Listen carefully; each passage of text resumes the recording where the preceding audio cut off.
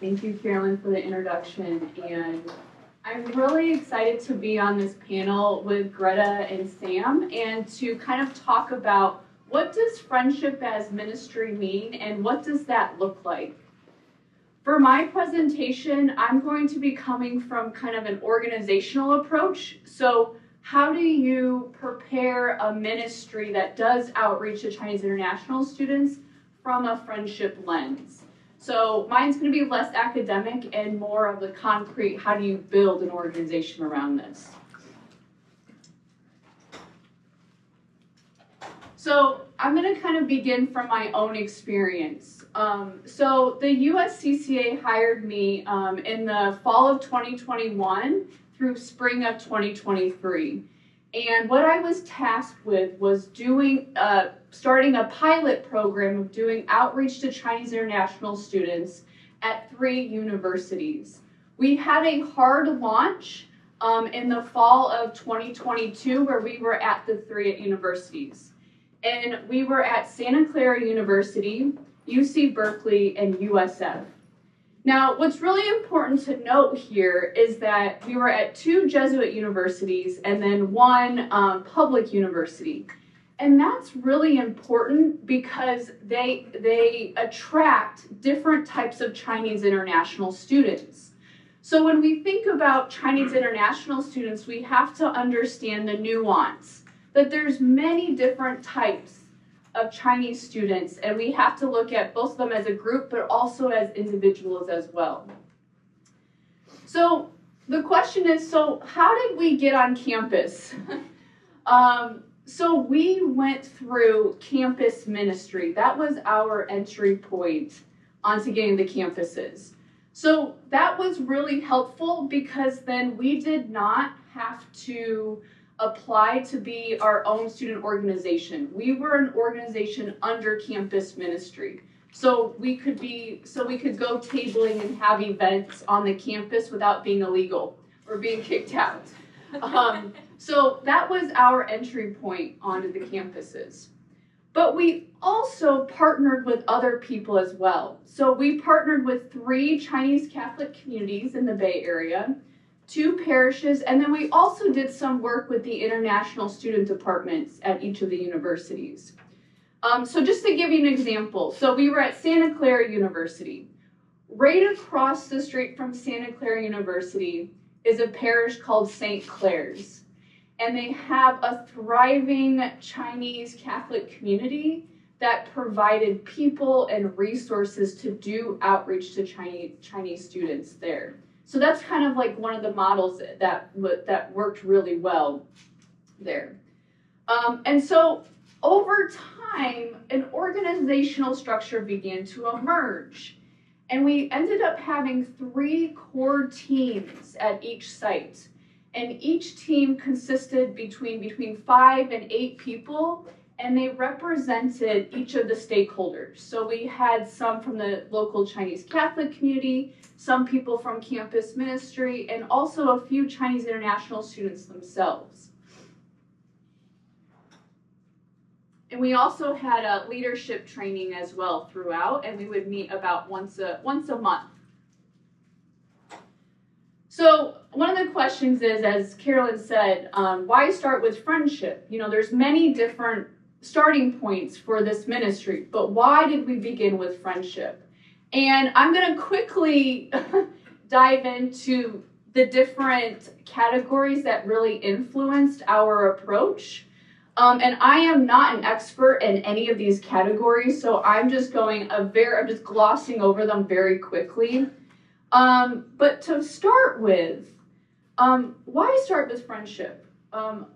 As Christians, one of our models is Jesus. So we started with, how did Jesus approach ministry?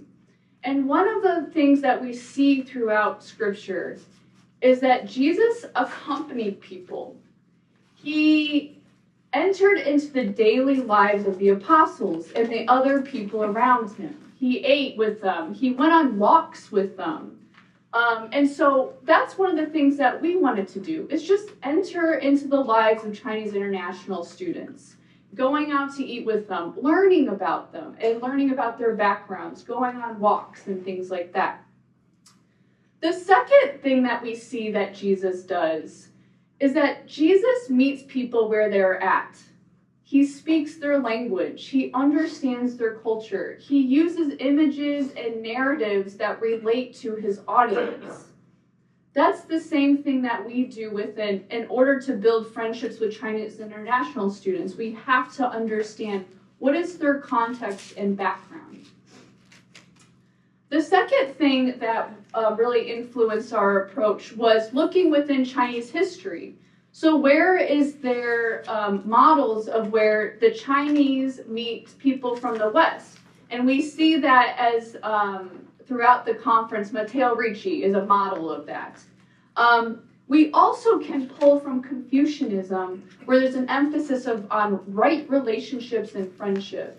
And one of the favorite quotes from Lun Yu is "Yo pengzi yuan fang lai, bu li hulu." So what that means is how joyful to have friends to come from afar. And isn't that exactly what we're doing when we start with friendship? Is we're so grateful to have these Chinese international students in our own backyards and to build friendships with. The last part I want to touch on is starting from friendship is also from a marketing and branding vantage point, okay? One of the guiding questions that when we were starting this ministry is, why would a Chinese international student want to participate in our events and organization? Because to be honest, on campus, there's already tons of Chinese student organizations that meet the needs of Chinese students. They already have networks on WeChat where it says where you can go to where's the nearest Chinese store? What's the best Chinese restaurant? Where's really good rent? Okay, they already have networks and organizations that meet those practical needs, or just meeting people. Great, I'm gonna keep moving. The second thing is, so then our second question is, what is missing from their study abroad experience? What needs are not being met by existing clubs? And one of the things that we continually heard from Chinese international students is that they wanted to interact and enculturate themselves in American culture. They wanted to meet other Americans. But one of the problems was they were not the spaces where they felt comfortable to do that. And one of the things we heard over and over again was they did not feel comfortable in their language. They did not feel comfortable in that. So this really impacted, we began to think, well, if we're partnering with campus ministry, we can bring Catholic American students to meet Chinese students, and that's kind of how we can, what we can offer a little bit different that other student organizations do not offer on campuses. And so that's how the Chinese and American Friendship Ministry, how that name began. And then this is also the logo we created as well for the ministry. So that was kind of from the marketing and branding standpoint. This was one of our flyers that we created, brochures that we had. So one of the questions is, so practically, how to build friendships. And I'm just going to go very quickly. But these are kind of different examples of what we did within the fall of 2022. Some of the activities that we had, which were a mix of, some of them were with campus ministry, some of them we held at different venues on campus. And then some of them we held at the parishes as well, like the one with the Chinese Catholic community.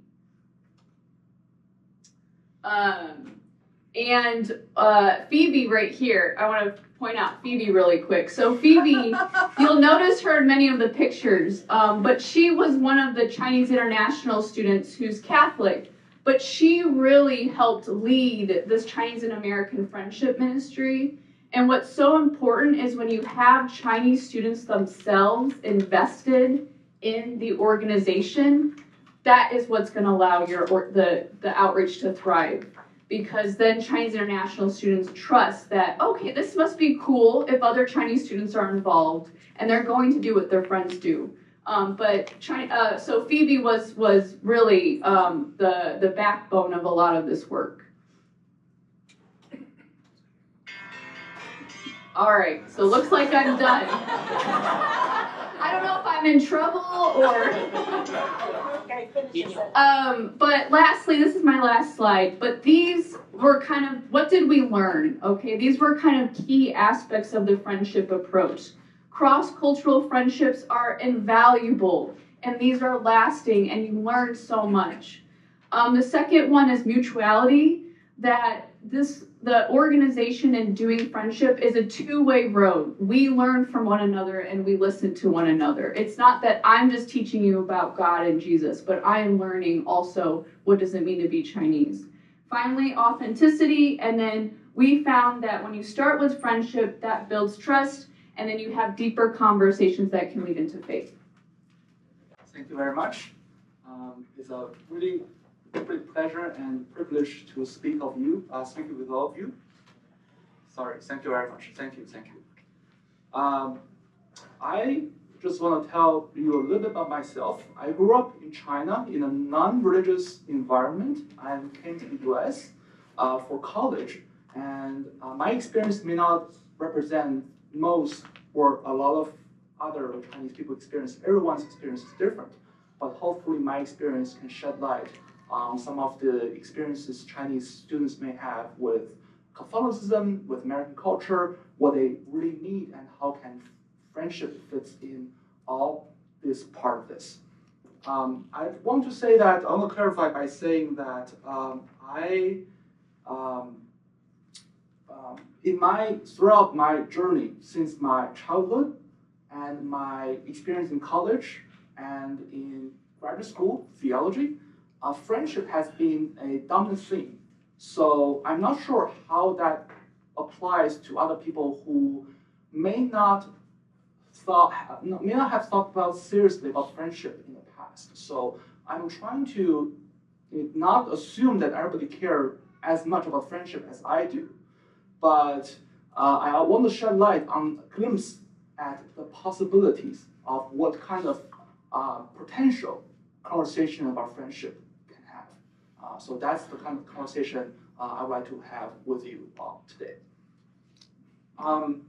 And also, just to be clear, the kind of friendship I'm talking about is different from fellowship. Now, if you follow, the Vatican, Pope Francis in particular, he talks about universal brotherhood and fellowship.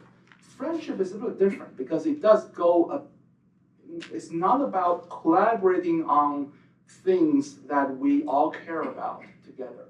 It goes much deeper than that. It's about encountering each other as persons as authentically as possible, and with a sense of eternity in mind. Basically, the idea that what does our relationship say about who we are individual as, not just in a transactional or collaborative sense, but rather as who we are as human beings. There's a revelatory aspect of it as well. So I'm just trying to set the stage with you by saying this is something for me that's very different, and that's something that Catholic Church uniquely offers. That's different from the worldly understanding of friendship, as we say. So I want to talk about, as a Chinese person, what I think, from my own experience and also my observation of other people's experience, other Chinese international students' experience about why they may need friendship. First of all, is that whether they come from a family who, of course, to preface that, I think, Chinese students, let's say in college or coming to the US for college or for high school or for even master program, they came here to get away from, or at least they are distanced from a environment in China where they are, a lot of times, either they are completely free, that they don't feel any burden and they want to discover their identity, or they are very heavily burdened by expectation from the people around them, whether it's their families or their friends or their colleagues, and they want to come to the US to create new opportunities, new identities for themselves. So it's never just about, or rarely just about coming to the US to get a degree and to come back home, whatever. It was really trying to understand what's the potential as a human being, a new identity. So, so I think friendship puts this on the spot, because friendship is actually something that's sort of is an anti-secularizing force, because there are a lot of secular forces in one's life that prevents one from discovering who you really are, what's your underlying identity. So friendship as an anti-secularizing force can serve that purpose. It tried to discover humans' intrinsic value, not as a means to an end. So I think that's something that can be very appeal to Chinese international students who come to the US. They are trying to explore something new other than just opportunities in their career. A lot of Chinese people come here, they are excited about the multicultural opportunities, but they don't really know how to navigate that, and sometimes they feel very intimidated by it. So I think having a friendship in the Catholic Church, have a Catholic friend who can help you navigate that, especially the Catholic Church itself has so much resources on how we build friendship across culture and generations, could serve as a very powerful model for the Chinese students to encounter and to make themselves feel empowered by the Catholic Church's experiences, resources. And that's certainly happened to me. I feel like, if without the multicultural experiences within the church, I would not be able to navigate the experience in the US as a Chinese individual. I think that could be very intimidating. But for the Catholic Church, I think it not only tells me how to navigate socially, but also using my intellect and other resources as well. So I want to mention a bit about my own experience as a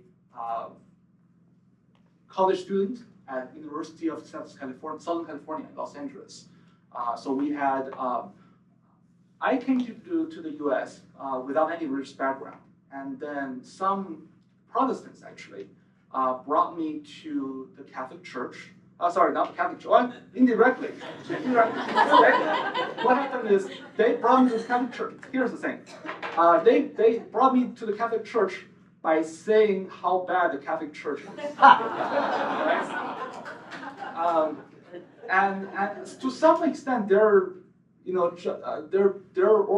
arguments are warranted, because they struggle with, they were raised Catholic, and they were raised in a way that's probably not integral to who they are, and they feel very, there's a lot of bad experience about it. But I came to the Catholic Church because I'm curious about, I want to find out what they are saying is true or not. And then thanks to the Catholic friendships I encountered, who not only answered all my questions, but also just being very authentic, right? I was able to realize, hey, this is actually, I can learn and I can grow in this community. Not only that, I think there's something intrinsic about friendship. Friendship is not just a tool to learn about Catholic faith. Rather, friendship is intrinsic in the Catholic faith experience or the Christian faith experience. Because, for example, in hanging out with my campus minister, very busy, but they would reach out to me and say, hey, let's have lunch together. I want to get to know you. In that experience, you experience what it means to be elected, to be chosen, right? There's something intrinsic in that friendship that you experience that leads you to make sense of your faith, without which you will not be able to understand what faith is even about. I think that's why a lot of Chinese students come to US and they encounter religion. They feel like, oh, religion is just about belief. It's just about what's the right belief. You don't believe in the right thing, you go, hell, whatever. Which is not to say that the belief is not important, but the belief is whether belief makes sense or not is conditioned on the friendship and the relationship you're having, and to some extent the friendship is also the goal of that belief. The belief is like we are believing something not just because we want to find out it's true or not. Of course it's true, but sometimes we fight for beliefs to the extent that it harms friendship, and that's not what it meant to be. So I encountered some of that in my Catholic church experience, and I come to realize that some of the experiences, the way the church forms friendship can be a bit problematic. For example, Zhai will finish with this, the critical constructive phase. There are women's group and men's group in the Catholic college community. For a Catholic, for a Chinese person, it doesn't make much sense because we hang out like male, female coming together. You know, this is our culture for a long time. We don't really spend time apart from each other. And I think in the Catholic culture especially, and then in the Western culture in general, there's a sense of, dating and relationship, men, women, they have different spheres. And I think that is actually a negative experience of friendship because, my understanding is that friends should talk with each other about anything honestly, and you have this huge barrier between male and female. That doesn't seem to set up a very good example. And I just want to finish by saying, in the Catholic Church, there's also a lot of resources in the saints who are friends, and but we usually think of saints as individual, like the feast of this particular person or this feast of this group of people. And part of my experience of growing as a Catholic was inspired by friendships such as by Teresa of Avila and St. John the Cross together as friends, or with people like Pope Francis and Rabbi Abraham Skorka, who talk about faith while they were in Argentina, right? These kind of extraordinary friendship is incredibly powerful. It doesn't matter whether it comes from China or non-Chinese background, it can be equally inspirational. So, Okay, hi everyone, can you hear me okay? Yes. Okay, my name is Greta Frei, and thanks to Kathleen and Sam, I'm really excited to have this conversation with all of you about friendship today. So as Carolyn mentioned, I'm a PhD student at Boston University in the History Department, and I'm one of the principal investigators of the China Historical Christian Database, the CHCD. And so I'm going to talk to you a little bit today about how this database has been a platform for forming friendships with Chinese students who are studying in the United States. But before I do that, if I can work PowerPoint. That's okay. Okay, so when I heard this topic, I was first inspired to think about the friendships that have impacted my own journey in this field. I studied abroad in Taiwan, and I lived with a host family, and these people really modeled for me what it means to form friends across cultures. My host family didn't have a religious background, they weren't Christian, but they were incredibly curious about my faith and incredibly supportive. And so during Advent, they scoured a local market to find all the necessary materials to build an Advent wreath.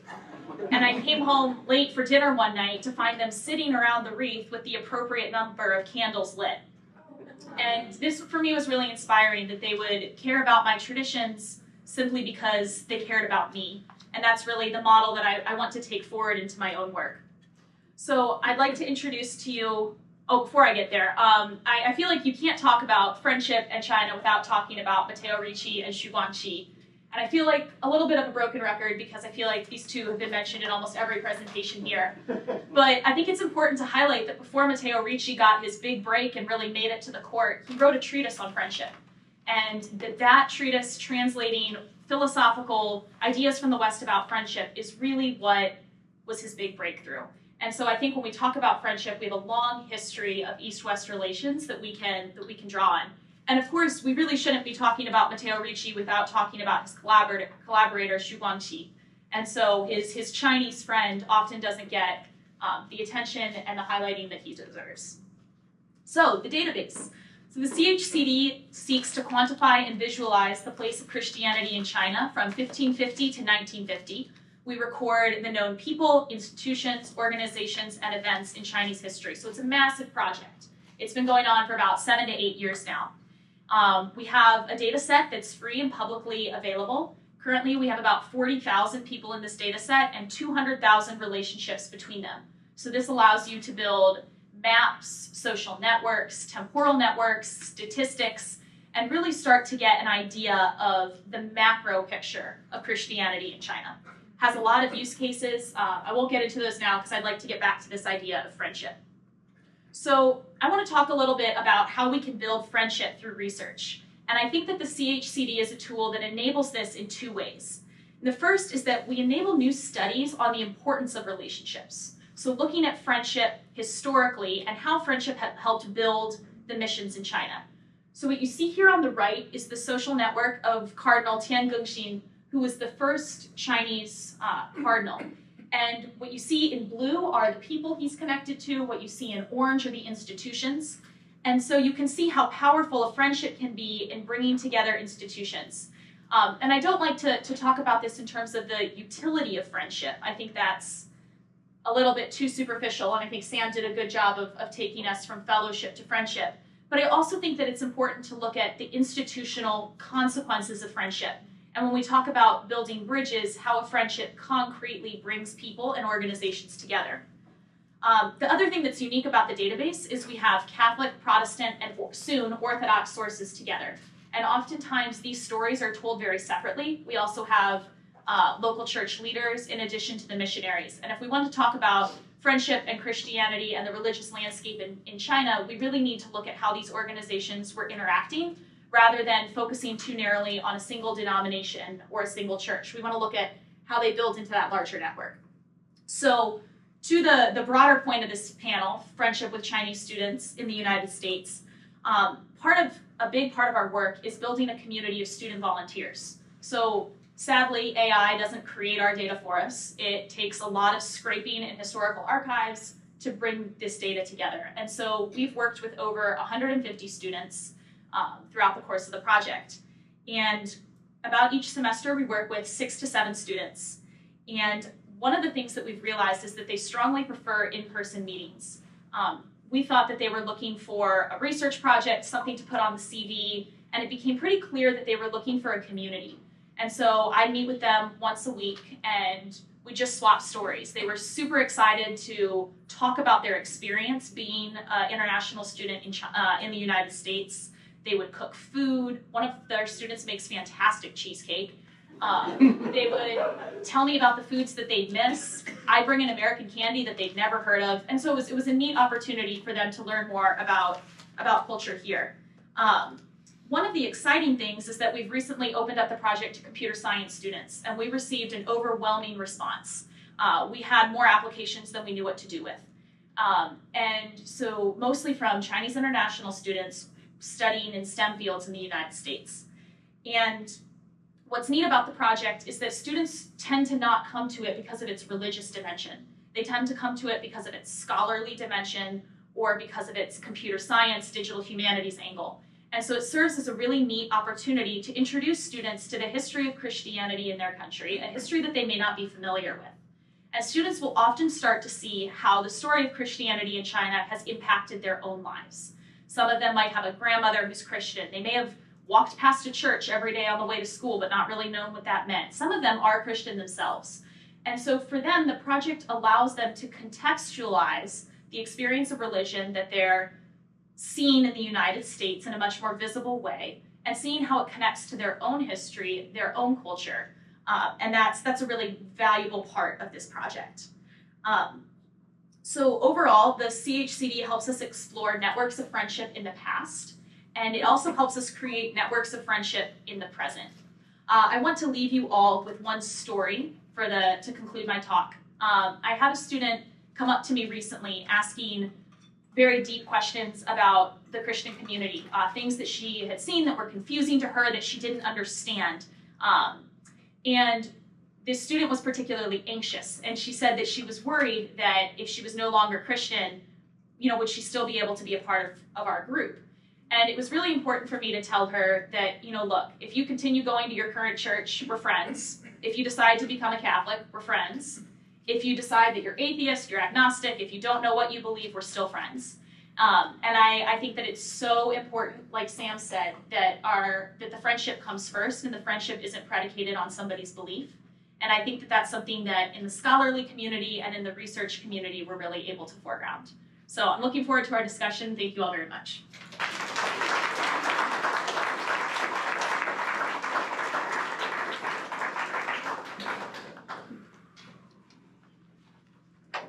Greta, you did the miraculous of leaving us 2.5 minutes. As I mentioned, this is a major area of emphasis for USCCA. We have 2 board members here each. I give them 5 minutes because they have a lot to offer.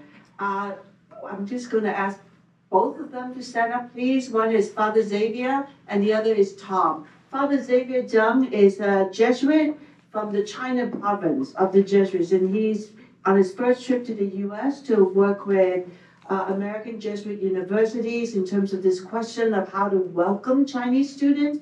They've already started this project in Europe, actually, so you get to see that, and again, an emphasis on Chinese students from the Jesuits in the global Jesuit universities.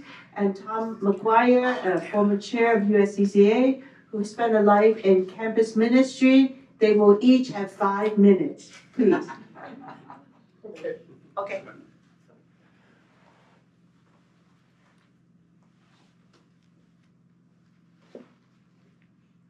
Wow. I don't even know where to start. There's so much to what you offer. Let me just say, this is prophetic. This is visionary. This is the future. If we really understand the gospel, and I want to refer to the notion of friendship and covenant that we get from the scriptures, that is core. And we're finding a way to make that fit in with what we understand as evangelization. That is so different than where it started for me back in a long time ago. And there's so many stories. I'm an old man, I think of stories. I went to Hong Kong, and so I was studying Cantonese. But, you know, you go home and an English-speaking environment with other priests and sisters and brothers and people that were studying Cantonese. Well, I studied, and then we came out and taught English. That just wasn't fitting with me. So after class, I would go down to the cafeteria at New Asia College, Sanghao Shiyun, and mix with the students. So we didn't have any system. I just sat at tables, and each day I'd go to a different table. Eventually I found some friends. We then started to talk about things, and we did some of the things that we just heard described. We would go out to eat, we'd go out to events and so on. We became friends. I actually moved in with one of the students because I didn't want to live, I was a priest at that time, and I didn't want to live in the rectories because that was too formal, and I didn't learn much from that. So he and I moved into it was a Caritas center, and they hadn't finished building, but they needed a night watchman. So this other student and myself moved in to this building to be the night watchman. It provided us housing, and then we spent a lot of time together. Friendship. It was all about friendship. Later, in Hong Kong, I was working with some students from a high school, and we used to have barbecues. So we go out to the resort areas and we barbecue chicken wings. And this young student came up to me and said, "You Americans don't have friends, do you?" Whoa. Well, I watch your movies, you're gregarious, you're funny, you tell jokes, and you play around, but you're not really friends. What do you mean? Well, what friendship means is, and it was really a Confucius kind of sense that when you're a friend, you give your whole thing. If they need something, you give your whole thing to them. And I said to him, well, yeah, well, I understand that as really friendship, but I could see where he was coming from. His experience mostly was from media. And I said, "Who are you?" It's somewhere in the conversation. It's one Chinese. And I thought, how would I answer that? I'm Tom McGuire. It's different. That friendship is in context of community. It isn't just an individualistic thing, but it has something to do with the goodness of all. And that's rooted in Confucius thinking, and it's rooted in Catholicism. It's rooted in Catholicism, and it is a way we come together. That's the vision that we can follow. Thank you.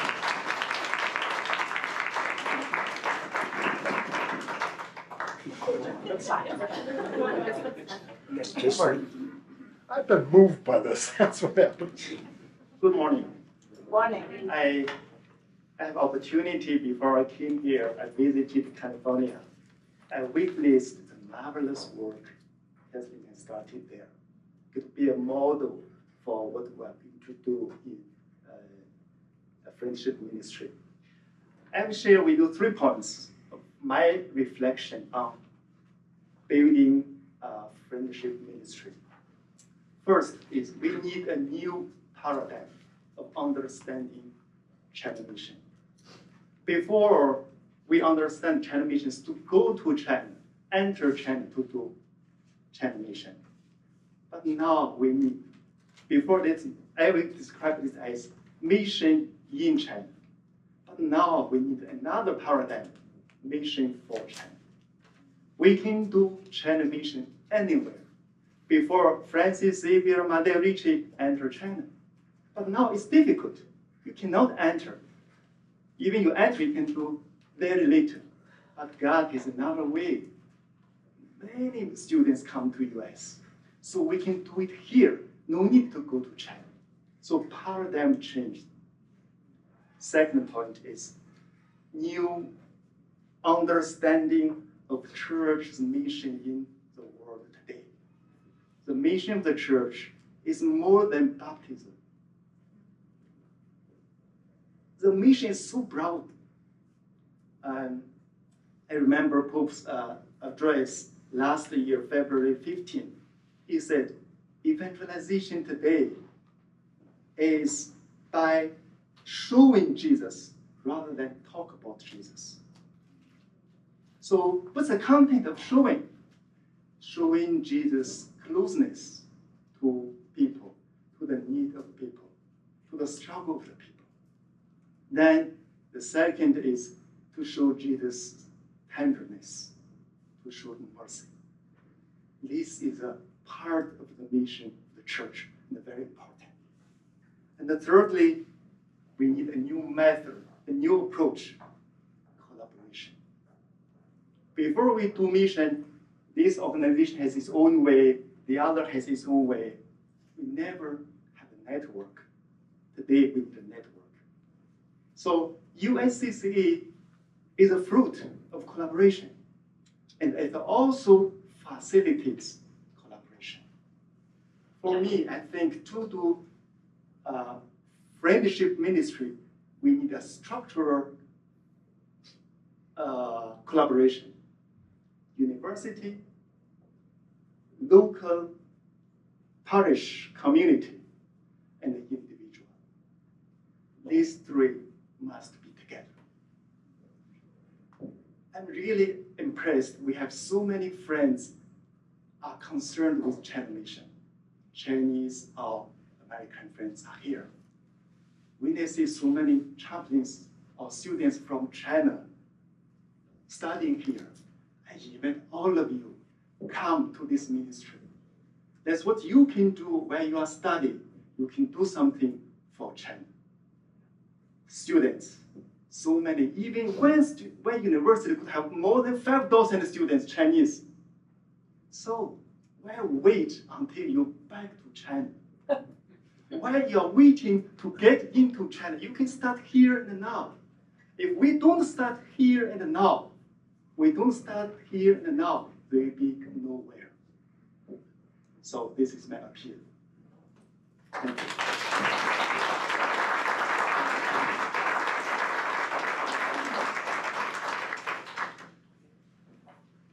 I've been on different meetings with Father Xavier, but usually it's 6 a.m. or 7 a.m. in China, so it's wonderful to see you here.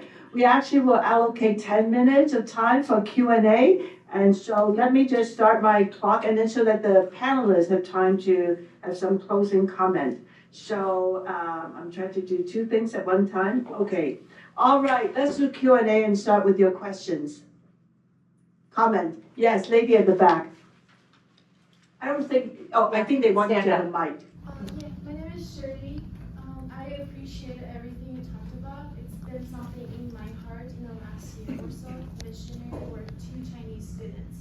And I have something to ask everybody to think about, and also I want to know what you think about it. Is that we're here, we're given different gifts.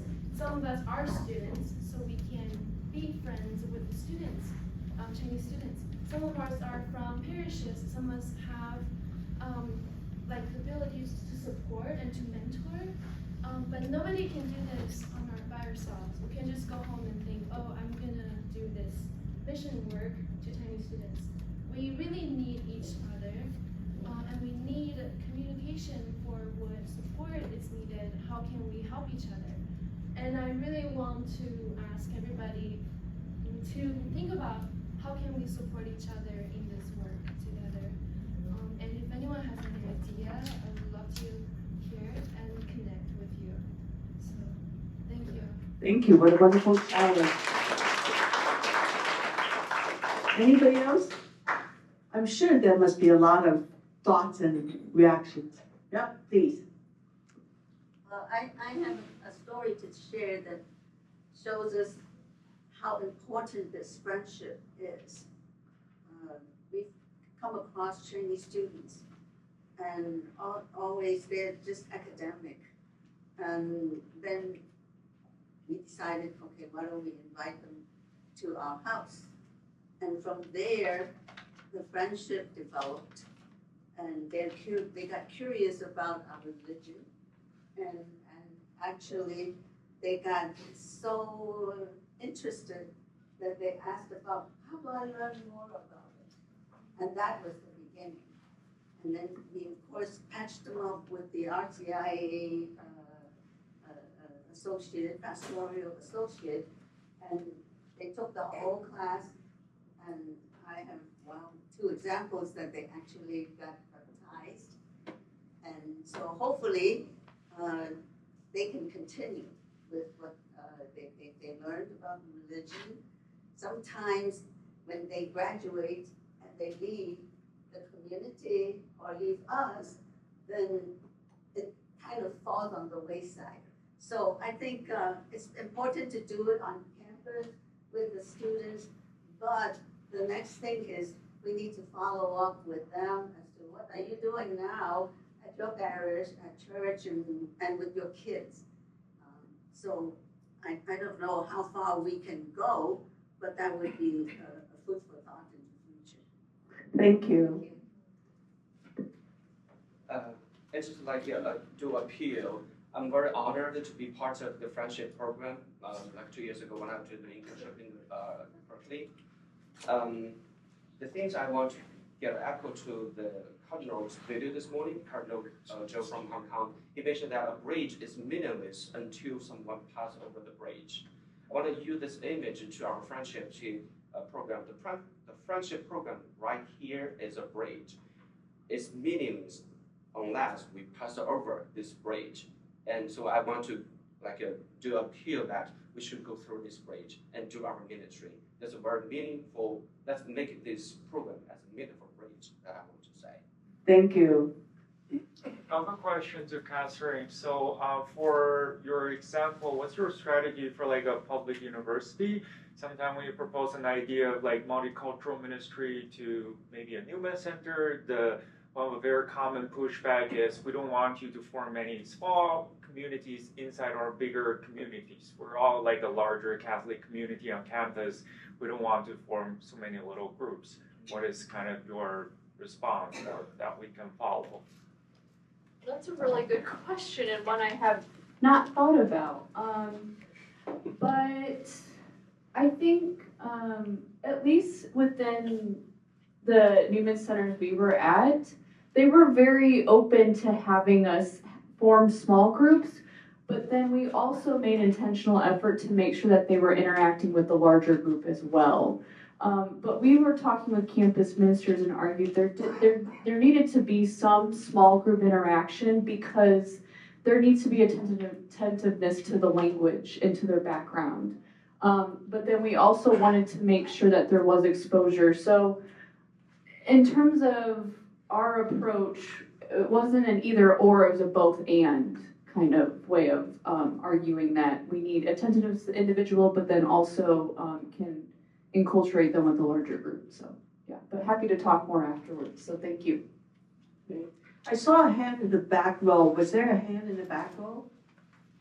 No? Okay. Oh, all right. So that lady, and then we'll go over there. I was just curious, Kathleen, with your work, with your work on campus, if there are other groups of other international students where there's programs like this, where there might be language barriers as well, if there's any information you gleaned from those groups that you can use in your own ministry. These are great questions that I am not prepared for. But yeah, in terms of were there other Chinese international student, like I was actually thinking of other like Russian students. yeah, no, that's a great question, and that's something we didn't look into actually, because Chinese international students, that was the largest group. But there were, I will have to say, there were like language programs, so that they would have, there were certain language programs for different international students, or like the Japanese, but so I think a lot of them, for them to overcome kind of those barriers, they started with these language groups. That's what we saw, but I would definitely need to do a little more research on that, but that's a great question. Thank you. You brought up Europe, I think. Is a movement like this among Chinese students studying in Europe and overseas, other places other than the United States? We are doing that in Europe. Last year, we had the first together. First, we started from Catholic students.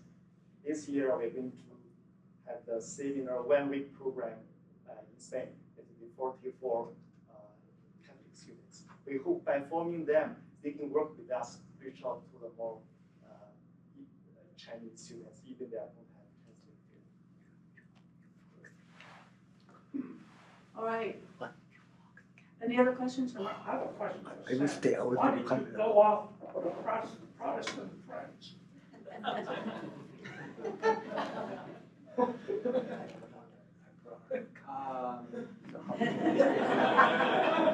Because I don't agree with them in terms of their characterization of Catholicism.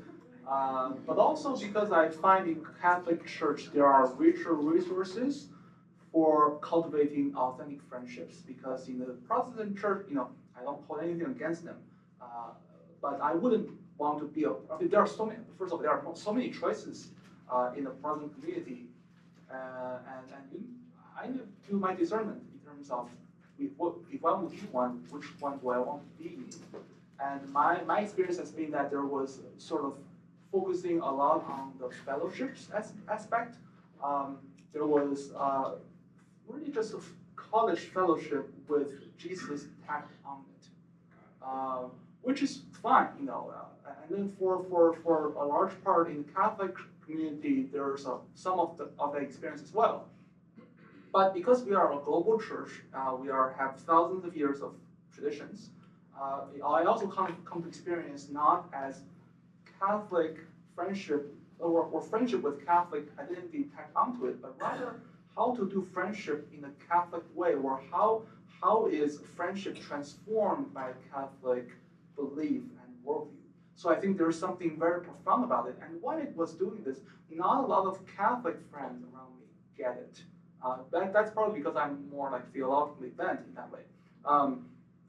But what I've learned is that as long as I can dig through the tradition of the church, I'm very engaged and invested in it, and I learn inspirational lessons from it. I'm not afraid of being on my own in that regard. I'm not afraid of opening up my own territory.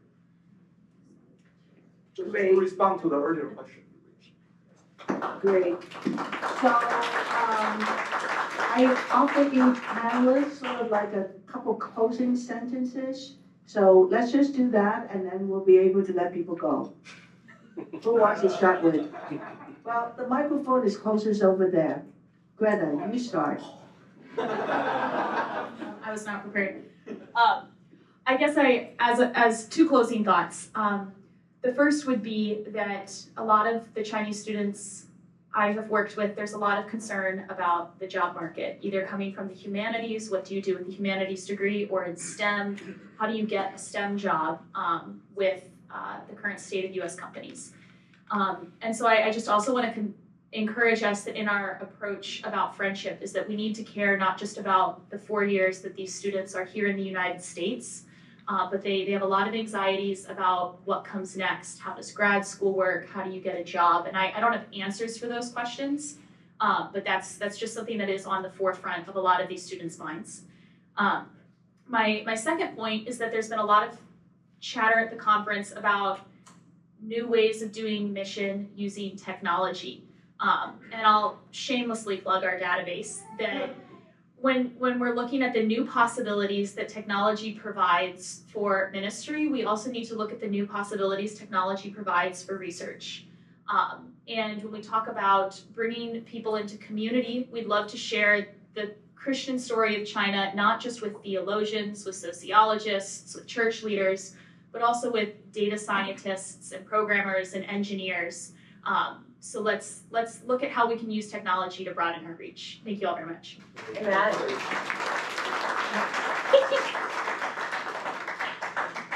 Thank you. I want to end by following what you said about the anxiety regarding the future about career, which is not just a anxiety in college, but also throughout life.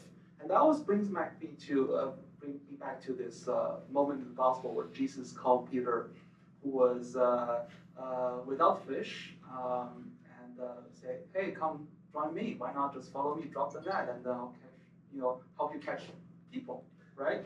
And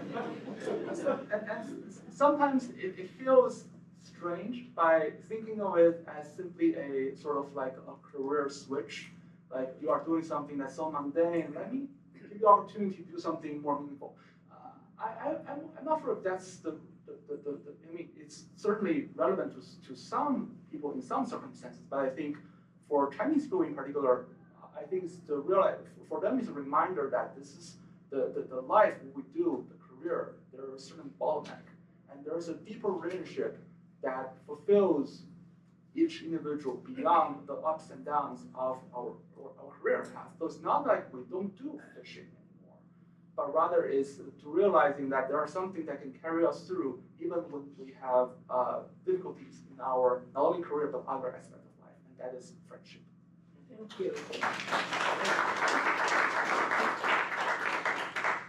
I just want to echo what Shirley had said, which I think she made a really good observation, is that doing ministry to Chinese international students is really a collaborative effort, and that everyone has something to offer in this work. And one of the most meaningful things we can do with others is just sharing our lives and being ourselves in that.